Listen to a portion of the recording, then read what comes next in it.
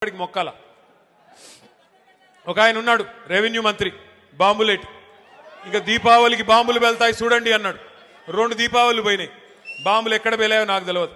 ఈయన గారు పోయి మాత్రం అదాని కాళ్ళు పట్టుకొని మోడీ కాళ్ళు పట్టుకొని ఆయన ఇంటి మీద ఈడీ రేడ్ అయితే మాత్రం కాళ్ళు పట్టుకొని మీ బీజేపీలో చేరుతాను దండం పెడతాను నా మీద కేసు పెట్టకండి అని చెప్పి సిగ్గు లేకుండా బీజేపీకి మోకరిల్లి ఇవాళ కేసు మాఫీ చేయించుకుంటా ఉన్నాడు. ఇక ఇక్కడ ఖమ్మంలో ఇంకో మంత్రి గారు ఆయన మన కార్పొరేటర్లు ఇల్లు బిజీగా తిరుగుతూ ఉన్నాడు. కార్పొరేటర్ల ఇంటి చుట్టూ తిరుగుతూ ఇవాళ నేను ఇక్కడికి వస్తున్నా అంటే ఒక 3 కార్పొరేటర్లు వేసుకొని పోయి రేవంత్ రెడ్డి కాడ కూర్చోబెట్టిండట.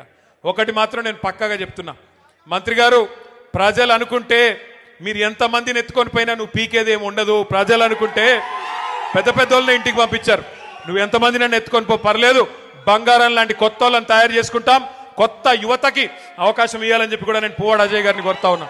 కొత్త వాళ్ళకి అవకాశం ఇవ్వండి. బంగారం లాంటి నాయకులు ఉన్నారు, మనకి చాకులు లాంటి పిల్లలు ఉన్నారు, అవకాశం